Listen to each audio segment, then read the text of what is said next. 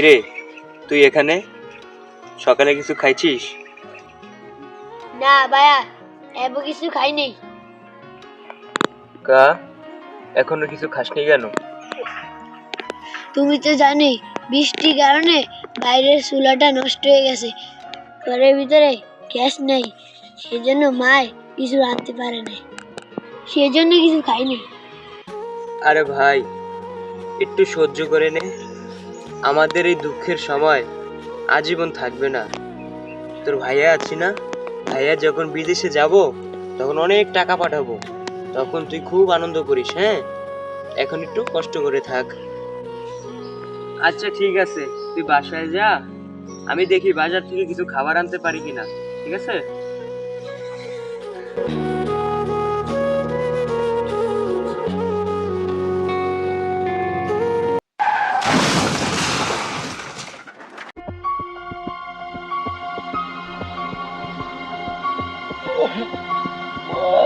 আল্লাহ আল্লাহ,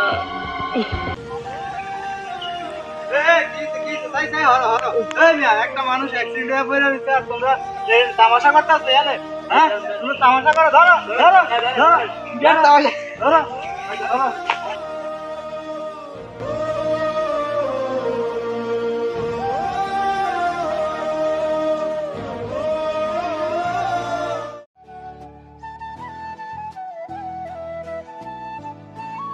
জানো তাসিন, আমাকে বোলার মালিক নিচ্ছে অনেক গ্যাস। আমিও বুঝছিলাম। বলা এত গ্যাস, এরপর তো গ্যাসের দাম বেশি চাই। বেড়া,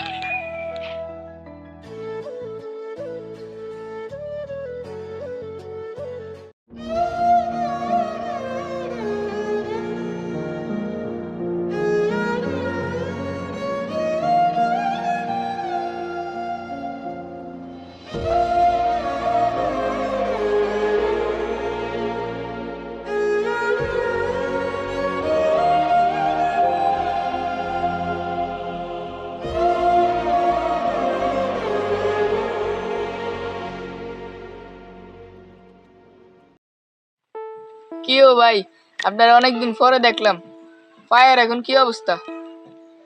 কি বলবো ভাই, এত চেষ্টা করলাম, তারপর আমার পাটা ঠিক করতে পারলাম না। আমি এখন সম্পূর্ণরূপে পঙ্গু হয়ে গেলাম। আপনি না এই পায়ের পিছনে অনেক টাকা খরচ করছিলেন, তাও ভালো হয় নাই।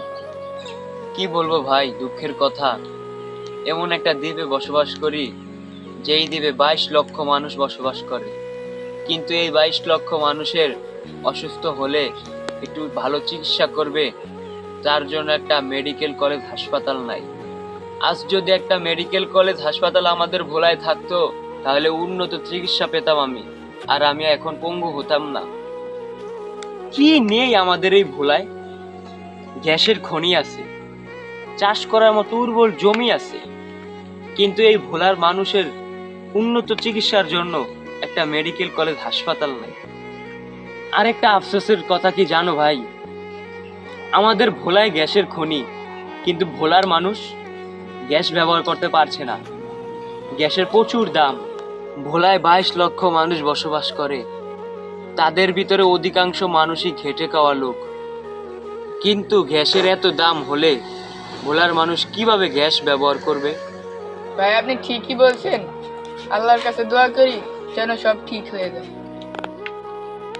আল্লাহর কাছে এই দোয়াই করি, আর কোনো মানুষ যেন চিকিৎসার অভাবে আমার মতো পঙ্গু না হয়, আর ভোলায় যাতে একটা মেডিকেল কলেজ হাসপাতাল হয়, এই দোয়া করি।